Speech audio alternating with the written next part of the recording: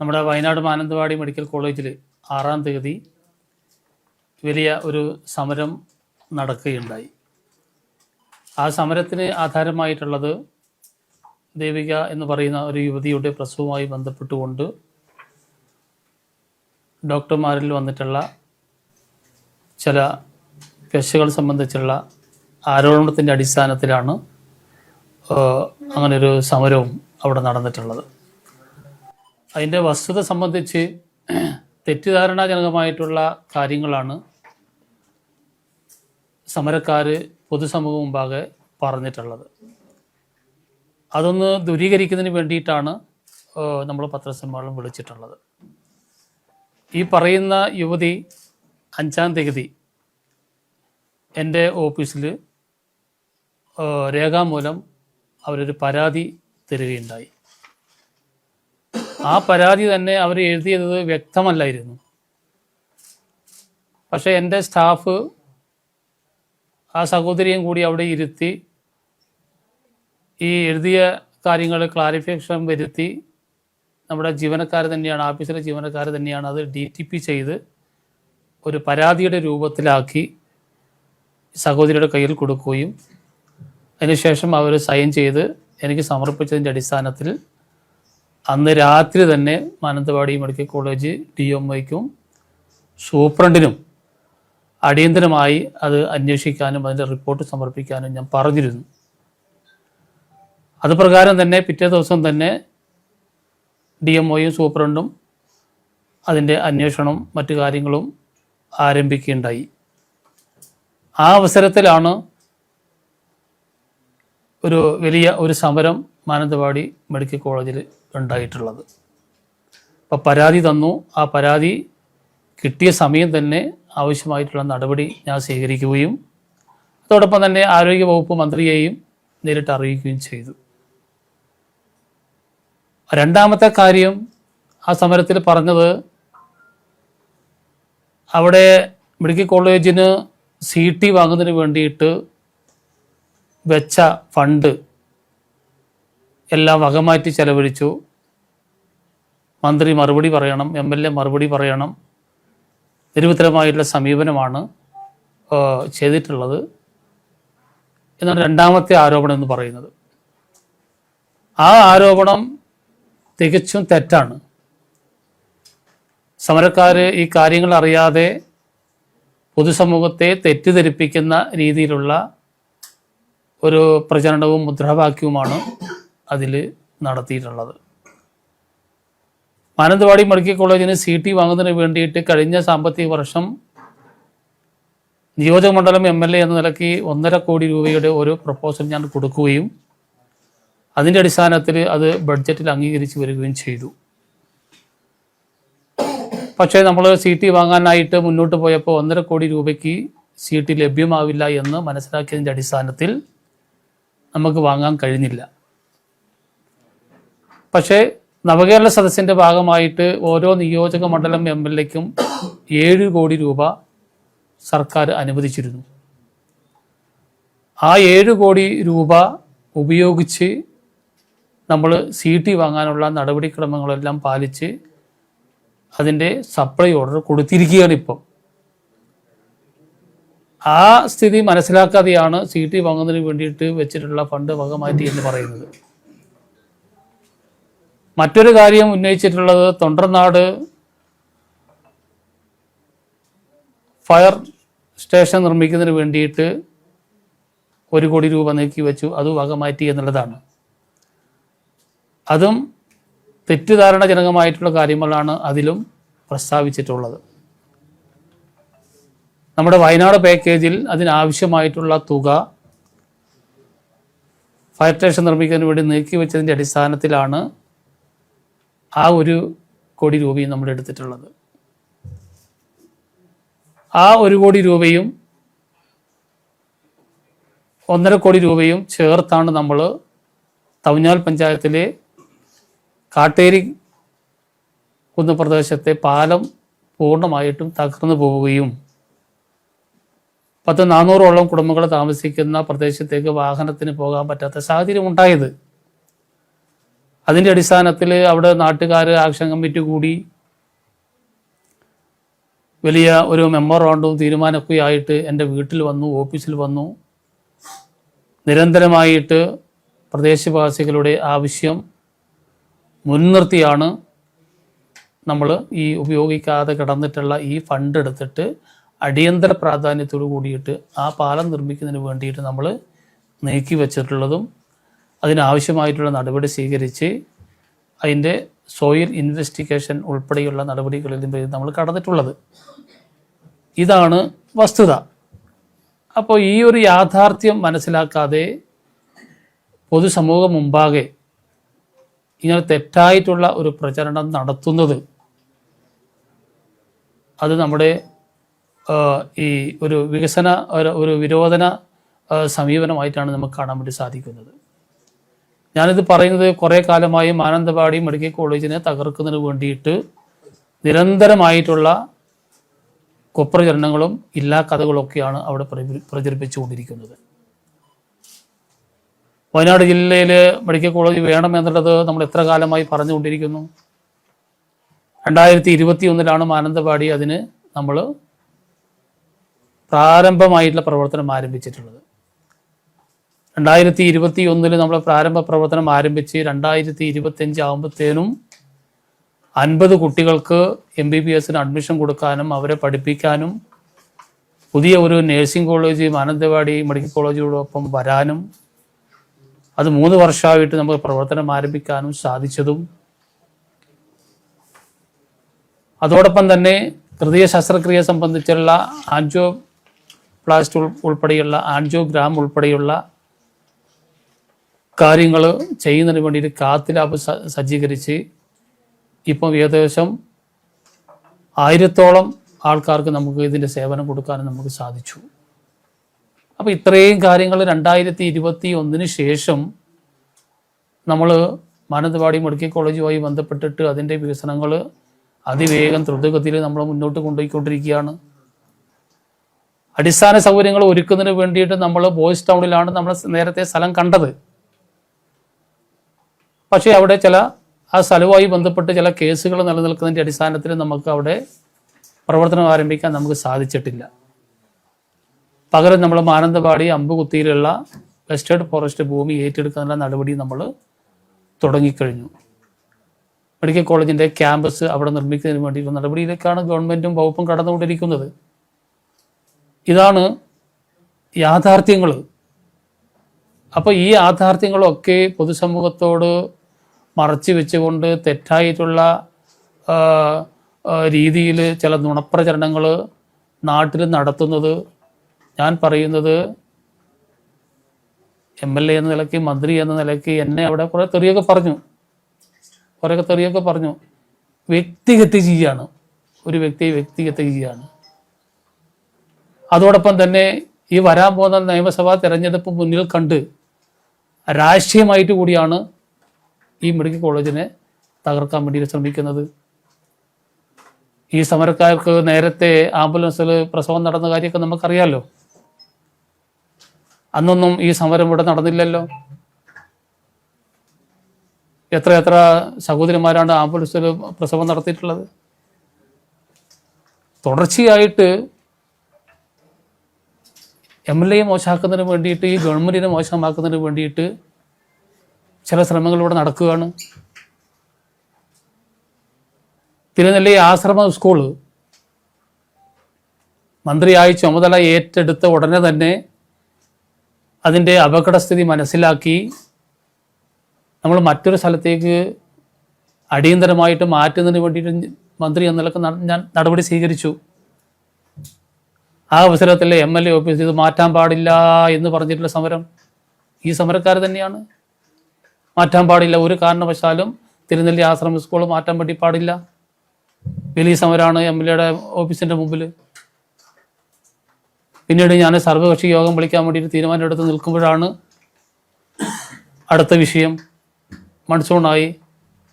അപ്പോൾ ഇതേ സമരക്കാർ തന്നെയാണ് ഇത് അടിയന്തരമായിട്ട് മാറ്റണം.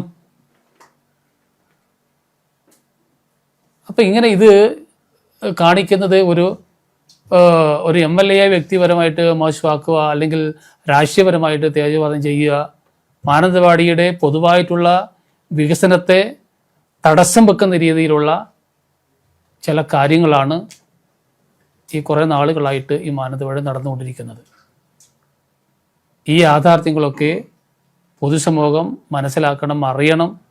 അത് നിങ്ങളിൽ കൂടി ആവണം എന്നുള്ളതാണ് ഞാൻ കാണുന്നത്. അതുകൊണ്ടാണ് നമ്മൾ ഇങ്ങനെയൊരു അടിയന്തര പത്രസമ്മേളനം വിളിക്കാനുണ്ടായുള്ള സാഹചര്യം.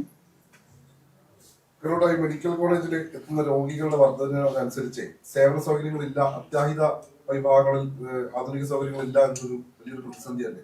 സർക്കാർ നേരത്തെ പോസ്റ്റുകളൊക്കെ പ്രഖ്യാപിച്ചു, പക്ഷെ അതിനനുസരിച്ച് നിയമനങ്ങൾ നടന്നിട്ടില്ലല്ലോ. അതൊക്കെ പരിഹരിച്ചാലല്ലേ കാര്യങ്ങൾ കുറച്ചും കൂടി സ്മൂത്ത് ആവുള്ളൂ. അതെ. അപ്പോൾ അതിൻ്റെ ഞാൻ പറഞ്ഞല്ലോ, ഞാനിപ്പോൾ പൂർണ്ണമായി എന്ന് ഞാൻ പറഞ്ഞിട്ടില്ലല്ലോ. നമ്മൾ 2021 ആരംഭിച്ച് അതിവേഗം മുന്നോട്ട് പോയ കാര്യങ്ങളാണ് ഞാനിവിടെ പറഞ്ഞത്. അതിനുശേഷം നമ്മൾ കുറേ പോസ്റ്റുകൾ നമ്മളിപ്പോൾ ചെയ്തുകൊണ്ടിരിക്കുന്നു, കുറേ പോസ്റ്റുകൾ ഇനി നടക്കാനുണ്ട്. ഇപ്പോൾ അവസാനമായിട്ട് കഴിഞ്ഞ മാസം നമ്മൾ സൂപ്പർ സ്പെഷ്യാലിറ്റി പോലെയുള്ള കാര്യങ്ങളും ആരംഭിക്കാനായിട്ടുള്ള നടപടി സ്വീകരിച്ചു. അതിനുള്ള പോസ്റ്റ് ക്രിയേഷൻ നടപടിയിലേക്ക് ഗവൺമെൻറ് ഇപ്പോൾ പോയിക്കൊണ്ടിരിക്കുകയാണ്. അപ്പോൾ ഈ കാര്യങ്ങൾ കൂടി വരുമ്പോഴാണ് നിങ്ങൾ ഈ പറഞ്ഞതുപോലെ ഒരു യഥാർത്ഥ മെഡിക്കൽ കോളേജിൻ്റെ ഒരു സ്ട്രെങ്ത്തിലേക്ക് നമുക്ക് പോകാൻ വേണ്ടി സാധിക്കുകയുള്ളൂ. അതെ. CT സ്കാൻ മെഷീൻ നമ്മളിപ്പോൾ ഓർഡർ കൊടുത്തിട്ട് നമ്മൾ അത് വരേണ്ട സമയമായി. അപ്പോൾ CT സ്കാനിൻ്റെ വിഷയം നിങ്ങൾ മനസ്സിലാക്കേണ്ടത്, ഞാൻ മനസ്സിലാക്കിയിട്ടുള്ള കാര്യം വെച്ചാൽ നമ്മൾ ഇത് കേരളത്തിലോ ഇന്ത്യയിൽ തന്നെ നിർമ്മിക്കുന്നില്ല ഈ സാധനം, അങ്ങനെയാണ്. അപ്പോൾ നമ്മൾ പർച്ചേസ് ഓർഡർ കൊടുത്തിട്ടുണ്ട്, സപ്ലൈ ഓർഡർ കൊടുത്തിട്ടുണ്ട്. അത് കൊടുത്ത മുറയ്ക്ക് നമുക്ക് അത് വിദേശ രാജ്യങ്ങളിൽ നിന്നൊക്കെയാണ് നമുക്ക് ലഭ്യമായി വരേണ്ട കാര്യങ്ങൾ, അങ്ങനെയൊക്കെ ഉണ്ട്.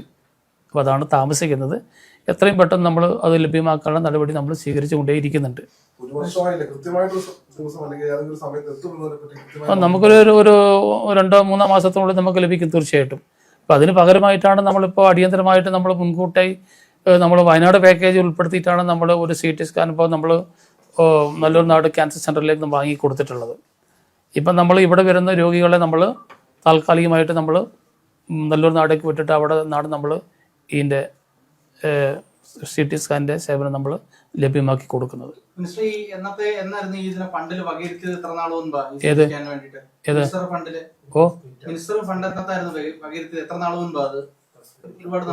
ഇപ്പോൾ ഒരു 5-6 മാസമായി. എനിക്ക് ഒന്ന് CT സ്കാൻ കേടായിട്ട് 1 വർഷമായി. പക്ഷെ നമുക്ക് ഇപ്പോഴും അത് നന്നാക്കാൻ പറ്റുന്നില്ല എന്നുള്ളത് പ്രശ്നം തന്നെയല്ലേ. കാരണം മിനിസ്റ്റർ ഫണ്ട് വകയിരുത്തി നവകേരള സദസ് നടന്നിട്ട് അതിനകത്ത് ഫണ്ട് വകയിരുത്തി എന്നാണ് പറയുന്നത്. ഇപ്പോഴും അവിടെ CT സ്കാൻ ഇല്ല. അത് യാഥാർത്ഥ്യമാണല്ലോ. അത് യാഥാർത്ഥ്യം തന്നെയാണ്. ഞാൻ പറഞ്ഞല്ലോ, അവിടെ CT സ്കാൻ ഇല്ലാന്ന് ഞാൻ പറഞ്ഞല്ലോ. അതില്ലാത്തതുകൊണ്ടല്ലേ വാങ്ങാൻ വേണ്ടി പോകുന്നത്. ഇത്രയും നാള് കാരണം ആരോഗ്യരംഗത്ത് ഏറ്റവും മോശമുള്ള ജില്ലയാണ് നമ്മള്. മെഡിക്കൽ കോളേജാണ്, ചെറിയ മെഡിക്കൽ കോളേജാണ്. ആ സംബന്ധിച്ച് നമുക്കൊരു CT സ്കാൻ 1 വർഷത്തോളം കിടക്കുക എന്ന് പറയുന്നത് ഒരു വർഷമായിട്ടില്ല. 1 വർഷത്തിനടുത്തായി 6 മാസേ ആയിട്ടുള്ളൂ. 6 മാസേ ആയിട്ടുള്ളൂ. എത്രയാണെങ്കിലും പുറത്തേക്ക് പോകുന്നു, ഇത്രയും CT സ്കാൻ ഇല്ലാതെ കഷ്ടപ്പെടുന്നു എന്ന് പറയുന്നത് ഒരു പ്രശ്നമല്ലേ, പ്രത്യേകിച്ച് മെഡിക്കൽ കോളേജ് ആയ. അതല്ലേ, അങ്ങനെ ഒരു പ്രശ്നമുള്ളത് കൊണ്ടാണ് നമ്മളിത് വാങ്ങാൻ വേണ്ടി തയ്യാറായിട്ടുള്ളത്. ഈ കാർഡിയോളജി വിഭാഗം ആഴ്ചയിൽ 2 ദിവസം പ്രവർത്തിക്കുന്നു. അടിയന്തര പോസ്റ്റുകളൊക്കെ നേരത്തെ സർക്കാർ പ്രഖ്യാപിച്ചു, പക്ഷെ ഇതുവരെ നിയമനങ്ങളൊന്നും നടന്നിട്ടില്ല. അതെ, അങ്ങനെ ചെറിയ വിഷയങ്ങളുണ്ട്. ഏതായാലും നമ്മളൊരു സേവനം നമ്മൾ കൊടുത്തുകൊണ്ടിരിക്കുന്നുണ്ട്. ഇപ്പോൾ എല്ലാം കൂടിയിട്ട് ആൻജിയോപ്ലാസ്റ്റി ചെയ്തതായാലും ആൻജിയോഗ്രാം ആയാലും 1000ൻ്റെ അടുത്ത ആൾക്കാർക്ക് നമ്മൾ മുടക്കം കൂടാതെ ഇതിൻ്റെ സേവനം നമ്മളിവിടെ കൊടുത്തുകൊണ്ടിരിക്കുന്നുണ്ട്. വർക്ക് അറേഞ്ച്മെൻറ്റിൽ ഡോക്ടർമാരെ വെച്ചുകൊണ്ട് തന്നെ നമ്മൾ കൊടുത്തുകൊണ്ടിരിക്കുന്നുണ്ട്. ലേറ്റസ്റ്റ് വിഷയം എന്ന് പറഞ്ഞാൽ പെൺകുട്ടികളുടെ കാര്യമാണ്. അപ്പൊ അതുമായിട്ട് ബന്ധപ്പെട്ട കുട്ടിക്ക് നീതി ലഭിക്കുന്ന വിധത്തിലേക്ക് ഒരു ഇടപെടൽ സംസ്ഥാന സർക്കാരിന്റെ ഭാഗത്ത് ഉണ്ടാകും. അത്തരത്തിലൊരു സമ്മർദ്ദം മന്ത്രി നിലക്ക് ആരോഗ്യവകുപ്പുമായിട്ട് ബന്ധപ്പെട്ട് നിങ്ങൾ ഇടപെടുമോ? തീർച്ചയായിട്ടും ഞാൻ പറഞ്ഞത്, എനിക്ക് കിട്ടിയ മണിക്കൂറുകൾക്കുള്ളിൽ തന്നെ നമ്മൾ തന്നെ ആ കുട്ടിക്ക് പറ്റാവുന്ന കാര്യങ്ങൾ ചെയ്തു കൊടുത്തുകൊണ്ടാണ് നമ്മൾ അതിലേക്ക് കടന്നിട്ടുള്ളത്. കുട്ടി എന്നെ നേരിട്ട് കണ്ടിട്ടില്ല, പക്ഷെ എൻ്റെ സ്റ്റാഫിനെയാണ് കണ്ടിട്ടുള്ളത്. നമ്മൾ അങ്ങോട്ട് തന്നെ ആ സേവനം കൊടുത്തുകൊണ്ടാണ് നമ്മൾ ഇത് ചെയ്തത്. അന്ന് രാത്രി തന്നെ DMIക്ക് സൂപ്രണ്ടിന് നമ്മൾ അത് കൈമാറുകയും പിറ്റേന്ന് തന്നെ അതിൻ്റെ പ്രാഥമിക അന്വേഷണം നടത്തുകയും ചെയ്തിട്ടുണ്ട്. ഇന്ന് വിദഗ്ധ സംഘം മാനന്തവാടി മെഡിക്കൽ കോളേജിലെത്തി അതിൻ്റെ പരിശോധനയും തെളിവെടുപ്പൊക്കെ നടന്നുകൊണ്ടിരിക്കുക. അതിവേഗം എല്ലാ കാര്യങ്ങളും നടന്നുകൊണ്ടിരിക്കുകയാണ്. എന്താണ് യാഥാർത്ഥ്യം? തെറ്റ് പറ്റിയിട്ടുണ്ടെങ്കിൽ തീർച്ചയായിട്ടും നമുക്ക് നടപടി സ്വീകരിച്ചേ പറ്റുള്ളൂ. അത് ആ കുട്ടീനോടും പറഞ്ഞിട്ടുണ്ട്. ആരോഗ്യവകുപ്പ് മന്ത്രി തന്നെ ഈ സഹോദരിയെ നേരിട്ട് വിളിച്ച് ഫോണിൽ സംസാരിക്കുകയും ചെയ്തിട്ടുണ്ട്. പ്രശ്നമുള്ളത് ഇപ്പൊ ഇപ്പൊ നമ്മള് മെഡിക്കൽ സംഘം വന്നു, അന്വേഷണം നടക്കുകയാണ്, റിപ്പോർട്ട് കൊടുക്കും, സ്വാഭാവികമായിട്ടും അതിന്റെ നടപടിക്രമങ്ങൾ നടക്കും. ഇതിനു മുമ്പ് 2023 ഇതേ മെഡിക്കൽ കോളേജിൽ പേര് സ്വദേശിയായിട്ടുള്ള ഒരു യുവാവിന് ഒരു സർജറിയിൽ പിഴവുണ്ടാവുകയും അയാളുടെ കാലിന്റെ ചലനശേഷി നഷ്ടമാവുകയും ചെയ്തു. അദ്ദേഹം സർക്കാർ ഡ്രൈവർ ഇതിലേക്ക് വേണ്ടി PSC നിയമനം 17ാമത്തെ റാങ്കുകാരനാണ്. ഈ ഹാഷിം എന്ന് പറയുന്ന ആൾക്ക് ഇപ്പോൾ നമ്മുടെ മനുഷ്യാവകാശ കമ്മീഷനും മുഖ്യമന്ത്രിക്കും താങ്കൾക്കെല്ലാം പരാതി നൽകിയിട്ടും ഇതുവരെ ആ ഒരു പ്രശ്നത്തിന് തീരുമാനമായിട്ടില്ല. ആ ഒരു സാഹചര്യം ഇവിടെ ആവർത്തിക്കപ്പെടും. ആവർത്തിക്കപ്പെടുമെന്ന് ചോദിച്ചു കഴിഞ്ഞാൽ ഈ കുട്ടീൻ്റെ കാര്യത്തെ സംബന്ധിച്ച് അവർ പറഞ്ഞ കാര്യങ്ങൾ എല്ലാം നിങ്ങൾ മനസ്സിലാക്കിയിട്ടുണ്ടാവുമല്ലോ. എന്താണ് അതിൽ സംഭവിച്ചത് സംബന്ധിച്ച് പറഞ്ഞിട്ടുണ്ടല്ലോ. അപ്പോൾ ഈ ഒരു പറയുന്ന യാഥാർത്ഥ്യം അന്വേഷിച്ച് അത് ബോധ്യപ്പെടുക എന്നുള്ളതാണ് ആദ്യത്തെ ഒരു കാര്യം. ബോധ്യപ്പെട്ട് കഴിഞ്ഞാലല്ലേ നമുക്ക് ഒരു നടപടിയിലേക്ക് നമുക്ക് കടക്കാൻ വേണ്ടി പറ്റുള്ളൂ. അപ്പോൾ തീർച്ചയായിട്ടും നമ്മൾ ആരോഗ്യമന്ത്രി ആ കുട്ടിക്ക് തന്നെ നേരിട്ട് ഫോണിൽ വിളിച്ച് ഉറപ്പ് കൊടുത്തിട്ടുണ്ട്. ഇതിൽ കൃത്യവിലോപം നടന്നിട്ടുണ്ടെങ്കിൽ, പോരായ്മ സംഭവിച്ചിട്ടുണ്ടെങ്കിൽ നടപടി എടുക്കും എന്ന് തന്നെ കൃത്യമായിട്ട് ആരോഗ്യമന്ത്രി നേരിട്ട് തന്നെ അവരോട് പറഞ്ഞിട്ടുണ്ട്. പ്രാഥമിക റിപ്പോർട്ട് എന്തെങ്കിലും മനസ്സിലാക്കിയിട്ടുണ്ടോ? ഡോക്ടർമാരുടെ ഒരു ടീം അന്വേഷണം നടത്തിയല്ലോ. പ്രാഥമിക റിപ്പോർട്ട് എനിക്ക് ലഭിച്ചിട്ടില്ല. അത് ഞാനിപ്പോൾ അറിയാം. ഞാൻ ആരോഗ്യവകുപ്പ് മന്ത്രിയല്ലല്ലോ. ആരോഗ്യവകുപ്പ് മന്ത്രിക്കാണത് കാര്യങ്ങൾ അറിയുക. അവർ സമർപ്പിക്കുക, അങ്ങോട്ടാണ് സമർപ്പിക്കുക. അപ്പോൾ സൂപ്രണ്ട് പറഞ്ഞിരിക്കുന്നത് പറഞ്ഞാൽ പ്രസവം നടന്നത് അവിടെ തന്നെയാണ്. അവർ സ്ഥിരീകരിച്ചിട്ടുണ്ട്. നോക്കിയ ഡോക്ടറെ സംബന്ധിച്ച് അവർ മനസ്സിലാക്കിയിട്ടുണ്ട്. നോക്കിയിട്ടുള്ള മറ്റ് അറ്റൻഡർമാരും മറ്റു അവർ കാര്യങ്ങളൊക്കെ നടന്നിട്ടുണ്ട്. ഈ പറയുന്ന ഈ എന്താ പറയുക, കോട്ടയം ഈ വേസ്റ്റ് അല്ലേ, കോട്ടം, അത് ഹോസ്പിറ്റലിലെ ഇത് തന്നെയാണെന്ന് സ്ഥിരീകരിച്ചു. അത്ര വരെ ഇപ്പൊ പറഞ്ഞിട്ടുള്ളൂ. വേസ്റ്റ് അവിടെ തന്നെയാന്ന് പറഞ്ഞിട്ടുണ്ട്. ഇത്ര മാത്രമേ നമുക്ക് പ്രാഥമികമായിട്ട് നമുക്ക് അന്നത്തെ ഫസ്റ്റ് എൻക്വയറിയിൽ നമുക്ക് മനസ്സിലാക്കാൻ വേണ്ടി സാധിച്ചിട്ടുള്ളൂ. ഇന്നത്തെ അന്വേഷണത്തിലാണ് നമുക്ക് അത് കൂടുതൽ നമുക്ക് മനസ്സിലാക്കാൻ വേണ്ടി സാധിക്കുള്ളൂ. കോഴിക്കോട് യുവതിയുടെ വയറ്റിലെ കത്തിയെ കുടിക്കുന്നതായിട്ട് ബന്ധപ്പെട്ട് മന്ത്രിക്ക് അറിയാലോ. അതുമായി ബന്ധപ്പെട്ട് ആ ഒരു യുവതിക്ക് നീതി കിട്ടാൻ വേണ്ടിയിട്ട് സമരം നടത്തേണ്ട ഒരു അവസ്ഥ വന്നു. ഇതിന്റെ പത്രിക മെഡിക്കൽ കോളേജിലാണെന്ന് വ്യക്തമായിട്ട് പോലും അവർക്ക് നഷ്ടപരിഹാരം കിട്ടിയിട്ടില്ല. അതുമായി ബന്ധപ്പെട്ട് കുറ്റവാളികളായിട്ടുള്ള ഡോക്ടർമാരെ ശിക്ഷിച്ചിട്ടില്ല. അങ്ങനെ ഒരു സാഹചര്യത്തില് ഇപ്പോ ഇവർക്ക് എത്രമാത്രം നീതി നടത്തി കിട്ടാൻ കഴിയും എന്ന് മന്ത്രി വിശ്വസിക്കുന്നുണ്ടോ? അതാണ് ചോദ്യം. അല്ല, അവർക്ക് നീതി ഉറപ്പാക്കാൻ എന്നെ പോലെ തന്നെ നിങ്ങൾ എല്ലാവരും കൂടി ഒന്നിച്ച് നിന്നപ്പോ ചെയ്യാം. എല്ലാവരും കൂടി ഒന്നിച്ച്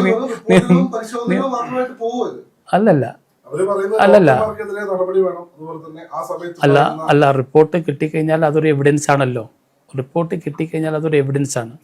ഒരു എവിഡൻസ് പുറത്ത് വന്നു കഴിഞ്ഞാൽ പിന്നെ ആ എവിഡൻസ് അങ്ങനെ വെച്ചുകൊണ്ടിരിക്കാൻ വേണ്ടി പറ്റില്ല. അതിൽ നടപടി സ്വീകരിച്ചേ പറ്റുള്ളൂ, അതാരായാലും. ഈ സാമ്പത്തികമായിട്ട് വളരെ ദുർബലാവസ്ഥയിലുള്ള ഒരു കുടുംബമാണ്. അവിടെയാണ് ഇത് സംഭവിച്ചത്. ആ കുട്ടിക്കാണ് സംഭവിച്ചിട്ടുള്ളത്. 2 തവണ അബോർട്ടഡ് ആയി. അതിനുശേഷം 3ാമത്തെ ആണ് ഈ പ്രസവം നടന്നിട്ടുള്ളത്. അപ്പോ അത്തരത്തിലൊരു ഫിനാൻഷ്യൽ കൂടി ചെയ്യാൻ സർക്കാരിന് കഴിയുമോ എന്നുള്ള ചോദ്യം കൂടിയുണ്ട്. അവരെന്നെ അത് പറയുന്നുണ്ട് പലപ്പോഴും. കാരണം അവർ അനുഭവിച്ചൊരു വേദന, അതിനപ്പുറത്തുള്ള ആരോഗ്യ പ്രശ്നങ്ങൾ, അതൊക്കെ നേരിടുന്നുണ്ട് ആ കുട്ടി. ഇപ്പൊ എന്തെങ്കിലും തരത്തിലുള്ള സർക്കാർ റിപ്പോർട്ട് ശരിയാണെന്ന് വന്നു. അല്ല, ഇതുമായി ബന്ധപ്പെട്ടിട്ട് കുട്ടിക്ക് എന്തെങ്കിലും കുഴപ്പം സംഭവിച്ചിട്ടുണ്ടെങ്കിൽ അത് സംബന്ധിച്ചുള്ള ട്രീറ്റ്മെന്റ് സഹായങ്ങളൊക്കെ ഗവൺമെന്റ് ഭാഗത്ത് നിന്ന് കൊടുക്കണം. അത് സ്വാഭാവികമാണല്ലോ. തീർച്ചയായിട്ടും നമുക്ക് കൊടുക്കാൻ വേണ്ടി സാധിക്കും. ഇതിന്റെ ഭാഗമായിട്ട് സംഭവിച്ചാണെങ്കിൽ അത് നമ്മൾ സഹായിക്കണം. ഞാൻ നേരത്തെ സൂചിപ്പിച്ച പ്രശ്നത്തിൽ വിശേഷിക്കുന്നത് ഇത് ആദ്യമായിട്ടല്ല ഒരു ചികിത്സ പിഴവ് വരുന്നത്. സ്വാഭാവികമാണ്, ഒരുപാട് ആൾക്ക് ചികിത്സിക്കുമ്പോൾ ഒരുപക്ഷെ പിഴവ് വരാം. പക്ഷേ ഇതിനു മുമ്പ് ആരോഗ്യവകുപ്പിലെ ജീവനക്കാരനായ ഗിരീഷിന്റെ വീക്ഷണം നഷ്ടമായ സംഭവത്തിൽ മെഡിക്കൽ ബോർഡ് രൂപീകരിച്ചു. അന്വേഷണം നടന്നു, നടപടി ഉണ്ടായിട്ടില്ല. ഈ പറഞ്ഞ ഹാഷിം അയാള് നാടുവിട്ട് പോയിട്ട് അവസാനം പോലീസാണ് തിരുവനന്തപുരത്ത് പിടിച്ചുകൊണ്ടിരുന്നത്. അയാൾക്ക് നീതി ലഭിച്ചിട്ടില്ല. അതേപോലെ ഇതിന് മുമ്പ് ഉണ്ടായിട്ടുള്ള എണ്ണിപ്പറഞ്ഞ 5 or 6 കേസുകൾ ഇതേപോലെ മെഡിക്കൽ സംഘം വരുന്നു, അന്വേഷണം നടത്തുന്നു. ഞാൻ മന്ത്രിയോ സർക്കാരിനോ അല്ല പറയുന്നത്. പൊതുവെ ഡോക്ടർമാർക്കെതിരായ പരാതികൾ ഡോക്ടർമാരുടെ സംഘമാർക്ക് അന്വേഷിക്കുക. അപ്പോൾ പലപ്പോഴും ഇരകൾക്ക് നീതി നിഷേധിക്കപ്പെടുന്ന ഒരു സാഹചര്യം നമ്മുടെ കൺമുമ്പിലുണ്ട്. അതുകൊണ്ടാണ് ഇത് എടുത്തു ചോദിക്കുന്നത്. ഇതിനു മുമ്പ് ഈ ഹാഷിമിനെ പോലെ ജീവിച്ചിരിക്കുന്ന രക്തസാക്ഷികൾ നമ്മുടെ മുമ്പിലുണ്ട്.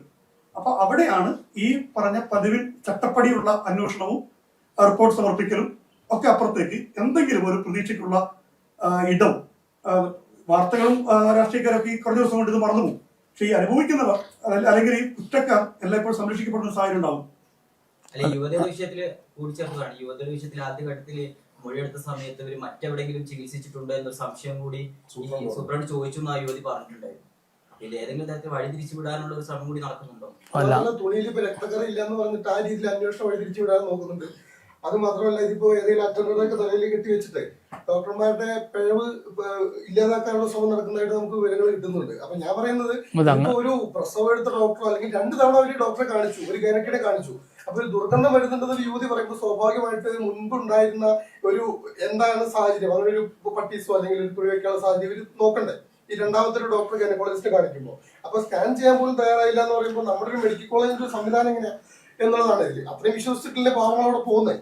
അപ്പോ വലിയ ആശുപത്രികളിലൊന്നും പോകാൻ പറ്റാത്ത, മിംസിലൊന്നും പോകാൻ പറ്റാത്തവരാണല്ലോ വൻതോടി പോകുന്നത്. അപ്പൊ ഇങ്ങനെയൊക്കെയാണ് എങ്കിൽ അപ്പൊ അത് ബുദ്ധിമുട്ടല്ലേ മുന്നോട്ട് പോകുന്നത് സാധാരണക്കാർക്ക്? അതെ, നമ്മുടെ ഈ ആശുപത്രി രോഗികൾക്കുള്ളതാണ്. വരുന്ന രോഗികളെ നോക്കാനും ട്രീറ്റ്മെൻറ്റ് ചെയ്യാനും സേവനം കൊടുക്കാനാണ് ഡോക്ടർമാർ ഉൾപ്പെടെയുള്ള ജീവനക്കാരുള്ളത് തന്നെയാണ്. അപ്പോൾ ഇത്തരം കാര്യങ്ങൾ ആവർത്തിക്കാതിരിക്കാൻ അല്ലെങ്കിൽ കുറച്ച് കൊണ്ടുവരാൻ ഇങ്ങനെയുള്ള ഒരു ഇടപെടൽ കൊണ്ടല്ലേ നമുക്ക് സാധിക്കുകയുള്ളൂ. ഇങ്ങനെയല്ലേ സാധിക്കുകയുള്ളൂ. നമുക്കിപ്പോൾ ഒരു ലേഡീനെ ഒരു പ്രസവം എടുക്കുന്നു, അത് എടുക്കുന്നതും ചെയ്യുന്ന ഡോക്ടറും അനുബന്ധ ജീവനക്കാരാണ് നമ്മളൊക്കെ പുറത്തുനിന്നുള്ള ആൾക്കാർ. ഇപ്പോൾ അവിടെ ഈ പ്രസവം നടന്ന കാര്യവും ഈ കുട്ടി 3-4 പ്രാവശ്യം അവിടെ പോയ കാര്യവും ഒക്കെ ഇപ്പോഴാണ് നമ്മളറിയുന്നത്. ഈ കുട്ടി നേരത്തെ നമ്മളടുത്ത് വന്നിട്ടുണ്ട് ഇങ്ങനെ ഒരു വിഷയമുണ്ട് എന്ന് ശ്രദ്ധപ്പെടുത്തിയിട്ട് നമുക്ക് അപ്പം തന്നെ ഇടപെടാൻ വേണ്ടി സാധിക്കുമായിരുന്നു. സാർ, ഞാനിങ്ങനെ പ്രസവം നടത്തി, ഇങ്ങനൊരു വിഷയം എനിക്ക് സംശയം തോന്നി, ഞാനിങ്ങനെ അവിടെ പോയിട്ട് ഇന്നലെ പോയി, ഇവർ ഗവനിക്കുന്നില്ല എന്നൊക്കെ ശ്രദ്ധപ്പെടുത്തിയിട്ടുണ്ടെങ്കിൽ നമുക്ക് അപ്പം തന്നെ ഒന്ന് ഇടപെടൽ നടത്താമായിരുന്നു. പക്ഷേ നമ്മൾ തന്നെ അറിയുന്നത് ഈ 5-ാം തീയതി ഒരു പരാതിയായിട്ട് വരുമ്പോഴാണ് നമ്മൾ തന്നെ ഈ വിഷയം അറിയുന്നത്. അതിനകത്ത് ഈ കുട്ടി സ്ഥിരമായിട്ട് ഇതേ ഹോസ്പിറ്റലിൽ തന്നെയാണ് പോയിക്കൊണ്ടിരുന്നത്. ഇങ്ങനെ ഒരു സംഭവം ഉണ്ടായതിനു ശേഷം പ്രസവത്തിന് പോയി, അതിനുശേഷം ഈ ബുദ്ധിമുട്ടുകളുമായിട്ട് 2 തവണ പോയി. മറ്റൊരു ആശുപത്രിയിലല്ല പോയത്, സർക്കാർ ആശുപത്രി തന്നെയാണ് അവർക്ക് പോകാൻ പറ്റുമെന്ന് അവര് തന്നെ വീണ്ടും വീണ്ടും പറഞ്ഞു. അത് ഗവനിച്ചില്ല എന്നത് കൃത്യമായ നടപടിക്ക് വിധേയമാകേണ്ട കാര്യം തന്നെയല്ലേ. 2 തവണ ഈ കേസുമായി തന്നെ അവർ പോയിട്ടുണ്ട്, പ്രസവം അല്ലാതെ തന്നെ ഈ ഒരു സംഭവമായിട്ട് തന്നെ പോയിട്ടുണ്ട്. അതിനുശേഷമാണ് ഇങ്ങനെ ഒരു സാധനം പുറത്തു വരുന്ന ഒരു ഗതിയിലേക്ക് എത്തിയത്. അപ്പൊ അതിൽ കൃത്യമായ നടപടി വേണം.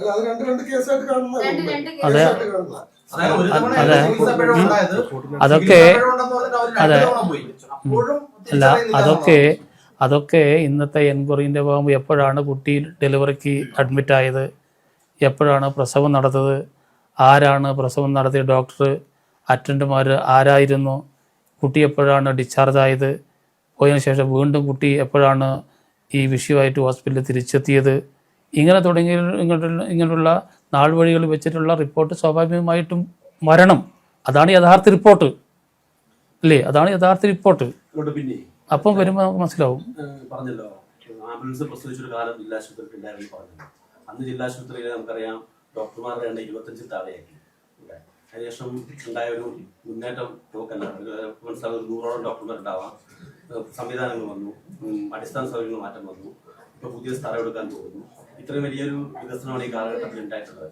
എന്നിട്ടും എന്തുകൊണ്ടാണ് അപ്പോൾ ഈ ആശുപത്രിയെ തകർക്കാൻ ഒരു നീക്കം നടത്തുന്നത്? എന്തുകൊണ്ടാവാം ആ ഒരു അങ്ങനത്തെ അത്തരത്തിലൊരു ശ്രമം ഉണ്ടാകുന്നത് എന്തുകൊണ്ടായിരിക്കാം? അല്ല, അതാണ് ഞാൻ പറഞ്ഞത്. ഞാനത് പറഞ്ഞത് എനിക്കിപ്പോൾ ഇപ്പം തോന്നിയതല്ല. ഇത് കുറച്ച് നാളുകളായിട്ട് ഞാൻ കണ്ടുകൊണ്ടിരിക്കുന്ന ഞാൻ MLA വന്നതിന് ശേഷം കേൾക്കുന്ന അല്ലെങ്കിൽ അനുഭവിച്ചുകൊണ്ടിരിക്കുന്ന ഒരു നിരന്തരമായിട്ടുള്ള ഒരു വിഷയമാണ്. മാനന്തവാടി എല്ലാ തരത്തിലും ഇത് മോശമാണ് എന്ന് ചിത്രീകരിക്കുന്ന ഒരു രീതിയിലേക്ക്, അവിടെ OP നടക്കുന്നില്ല, ഓപ്പറേഷൻ നടക്കുന്നില്ല, സർജറി നടക്കുന്നില്ല, ഡെലിവറി നടക്കുന്നില്ല, അത് പൂട്ടിയിട്ടു, ഇത് പൂട്ടിയിട്ടു, പിന്നെ അവിടെ പോവുക, എല്ലാവരും പോവുക, ഇങ്ങനെ ഡോക്ടർമാരുടെ ഇങ്ങനെ വീഡിയോ എടുക്കുക, ഇങ്ങനെ പ്രചരിപ്പിച്ചു കൊണ്ടിരിക്കുകയാണ് നിരന്തരം. തൊട്ടടുത്തൊരു മൾട്ടിപർപ്പസ് കെട്ടിടം 2023 ഉദ്ഘാടനം ചെയ്തതാണ്. അതിൽ 8 നില കെട്ടിടത്തിൽ പല നിലകൾ ഇപ്പോഴും ഒഴിഞ്ഞെടുക്കുകയാണ്. ഇടയ്ക്ക് പിന്നീടൊക്കെ മറ്റു നിലകളിൽ പ്രവർത്തനമൊക്കെ തുടങ്ങി. അതെന്തുകൊണ്ടാണ് അങ്ങനെ ഒഴിവാക്കിയിട്ടില്ല. അതിലിപ്പോൾ ഒരു ബ്ലോക്കിൽ നമ്മളിപ്പോൾ ഒന്നിൽ നമ്മൾ പുരുഷ വാർഡും 1 വനിതാ വാർഡും ഉണ്ട്. ഒന്നിൽ നമ്മളിപ്പോൾ ഡയാലിസിസ് നമ്മൾ ആരംഭിക്കാൻ വേണ്ടി പോവുകയാണ്. 1 2 നമ്മൾ MBBS കുട്ടികളുടെ ലെക്ചർ ക്ലാസ് ആയിട്ട് ഇപ്പം അറേഞ്ച്മെൻറ്റ് ചെയ്തിട്ടുണ്ട്.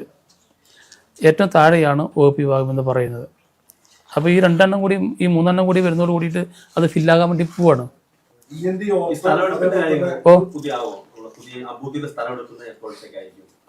സ്ഥലമെടുപ്പിൻ്റെ കാര്യങ്ങൾ ഇപ്പോൾ സ്ഥലം നമ്മൾ ഇത് ഏറ്റെടുക്കാനും 28 ഏക്കറാണ് വെസ്റ്റേൺ ഫോറസ്റ്റ് ഉള്ളത്.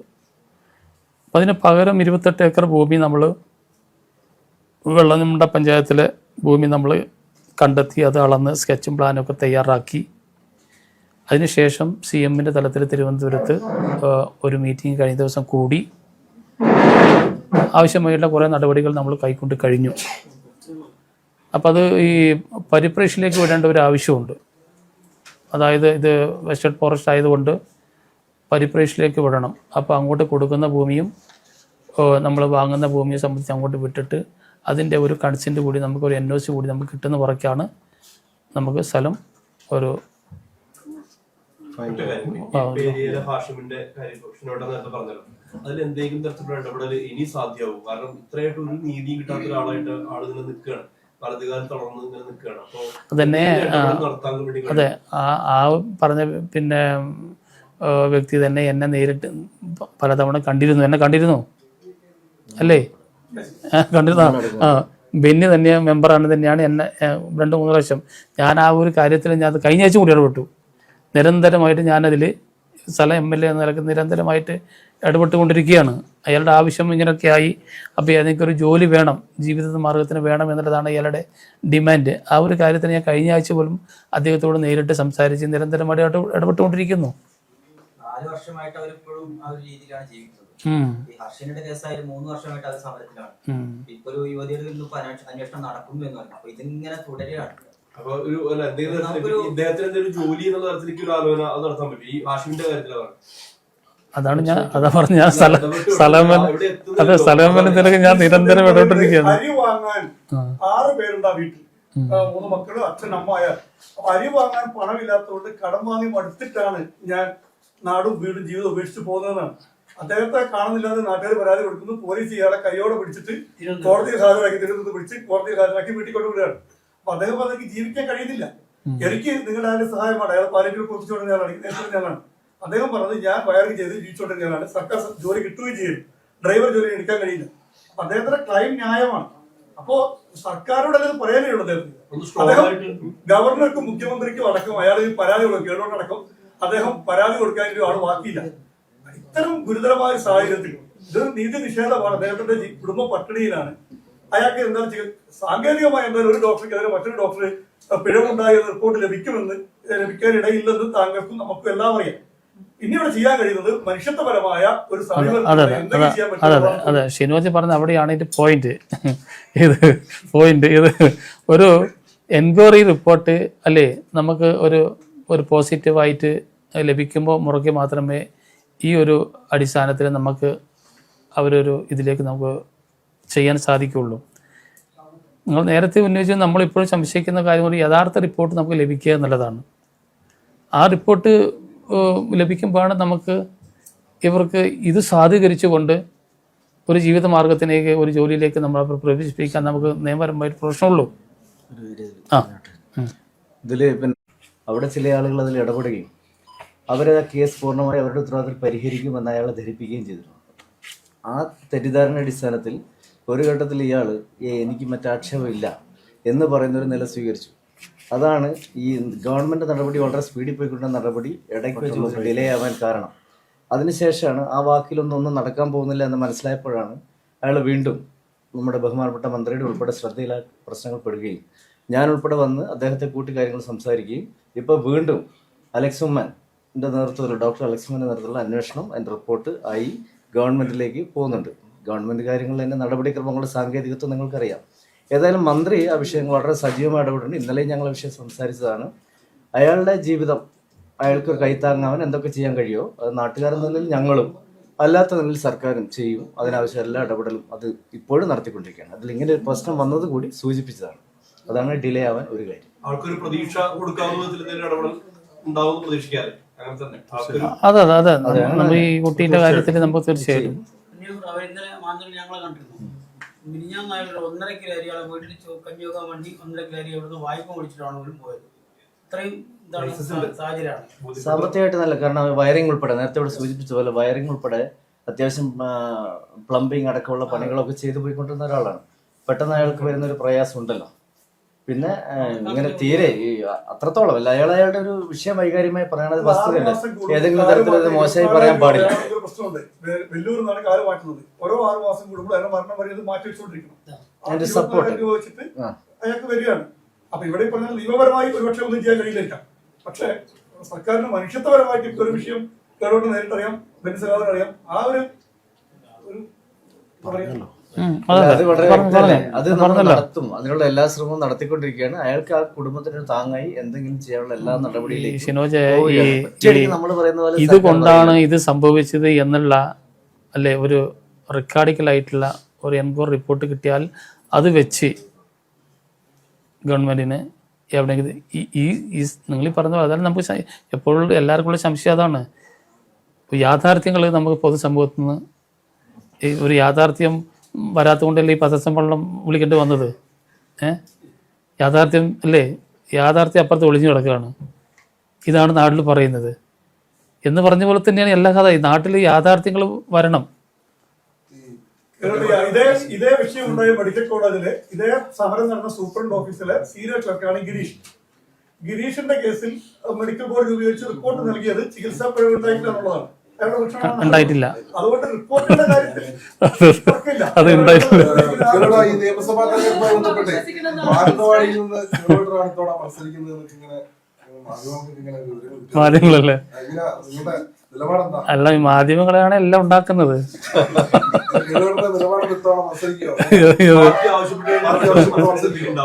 ഞങ്ങളുടെ പാർട്ടിയിൽ ഇപ്പോ സ്ഥാനാർത്ഥി സത്യമാണ് ഞാൻ പറയുന്നത് കേട്ടോ. ഞാൻ സംസ്ഥാന കമ്മിറ്റി അംഗമാണ്. ഈ കഴിഞ്ഞ ദിവസമാണ് സ്റ്റേറ്റ് കമ്മിറ്റി കൂടിയത്. സ്ഥാനാർത്ഥി ചർച്ചേൻ്റെ ഒരു അയ്യൽ വക്കത്ത് പോലും ഇതുവരെ പാർട്ടി എത്തിയിട്ടില്ല. അങ്ങോട്ട് കടന്നിട്ടില്ല. ആരൊക്കെ മത്സരിക്കണം, എവിടെയൊക്കെ മത്സരിക്കണം എന്നെ സംബന്ധിച്ച് ഞാൻ സത്യം അങ്ങോട്ട് പോയിട്ടേ ഇല്ല, ഇതുവരെ കടന്നിട്ടില്ല. തദ്ദേശ ഭരണ തെരഞ്ഞെടുപ്പിലെ റിസൾട്ട് നോക്കുമ്പോഴേ UDF അവകാശപ്പെടുന്നവർക്ക് മേൽക്കൈ ഉണ്ടെന്നാണ്. അതിൽ വല്ല അടിസ്ഥാനപരമായിട്ട് വലിയ വാസ്തവം ഉണ്ടോ അങ്ങനത്തെ കാര്യത്തിൽ? വോട്ടിന്റെ നില വെച്ചിട്ട് വോട്ടിന്റെ കണക്ക് ഇപ്പൊ വയനാട് ജില്ല നിങ്ങൾക്ക് എല്ലാവർക്കും അറിയാമല്ലോ. കാലാകാലമായിട്ട് UDF മെജോറിറ്റി അല്ല വയനാട്ടിലെ 3 മണ്ഡലോ അല്ലേ? അങ്ങനെയല്ലേ? ചരിത്രപരമായിട്ട് അങ്ങനെ തന്നെയല്ലേ? ഇപ്പോഴും അങ്ങനെ തന്നെയല്ലേ? അല്ലേ? ഏത്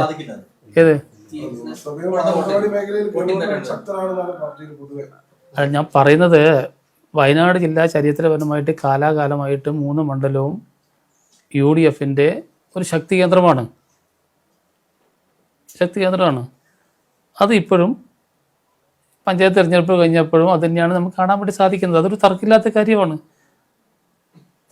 കാര്യമാണ്. പക്ഷേ 2 തവണ ഞാനിവിടെ ജയിച്ചു അല്ലേ? അതിന് മുമ്പ് മറ്റേ കൃഷ്ണപ്രസാദ് ബത്തേരി ജയിച്ചു. അതിന് മുമ്പ് ശശിയേട്ടൻ പിന്നെ കൽപ്പറ്റ ജയിച്ചു. ഒരിടയ്ക്ക് KC കുഞ്ഞിരാമൻ ജയിച്ചു. വർഗീസ് ചൗധരി ജയിച്ചു. പഴയ KK അണ്ണൻ ജയിച്ചു. ഇങ്ങനെ ചില കാലഘട്ടത്തിൽ ഇടതുപക്ഷത്തിൻ്റെ സ്ഥാനാർത്ഥികൾ ജയിച്ചു വരുന്നു.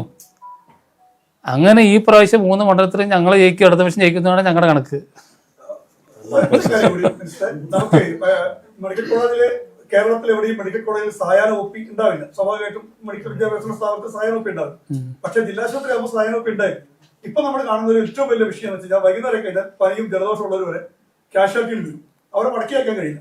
അതുകൊണ്ട് പലപ്പോഴും യഥാർത്ഥ അത്യാഹിത വിഭാഗത്തിൽ വരുന്ന അത്യാഹിതത്തിലുള്ള രോഗികൾക്ക് കെയർ ചെയ്യാൻ ഡോക്ടർമാർക്ക് കഴിയാതെ വരുന്നു. അപ്പൊ അതിനൊരു താൽക്കാലിക പരിഹാരമായിട്ട് NHMലോ മറ്റോ ഈ അത്യാഹിത വിഭാഗത്തിലേക്ക് ഈവനിങ് OP പുനരാരംഭിക്കാനോ അത്യാഹിത വിഭാഗത്തിൽ കൂടുതൽ ഡോക്ടർമാർ നൽകാനോ ഒരു അടിയന്തര നടപടി ഉണ്ടാവും. ഇത് പലപ്പോഴും സൂചിപ്പിക്കുന്ന വിഷയമാണ്.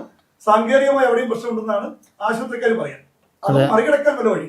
അതെ, ഈ കാര്യങ്ങൾ ആരോഗ്യവകുപ്പ് മന്ത്രിയുടെ ശ്രദ്ധപ്പെടുത്തിയിട്ടുണ്ട്. ഞാൻ തന്നെ നേരിട്ട് പെടുത്തിയിട്ടുണ്ട്. അത് പൊതുവേ ഇപ്പോൾ കേരളത്തിലെ ഓരോ ആശുപത്രിയിലും ഈ സായാഹ്ന OP ഇല്ല. അതങ്ങനെ വന്നത് എങ്ങനെയാണെന്നുള്ളത് നിങ്ങൾക്കറിയാം. പക്ഷേ അത് പുനഃസ്ഥാപിക്കണം എന്നുള്ളതാണ് ഗവൺമെൻറ്റും ആരോഗ്യവകുപ്പും ആലോചിച്ചിട്ടുള്ളത്. പൊതുവേ ഒരു നിയമത്തിൻ്റെ അടിസ്ഥാനത്തിൽ അത് തിരിച്ചു കൊണ്ടുവരണം എന്നുള്ള ഒരു തീരുമാനമാണ് ഞാൻ പറഞ്ഞത്. അത് വെറുതെ പറയുന്നല്ല.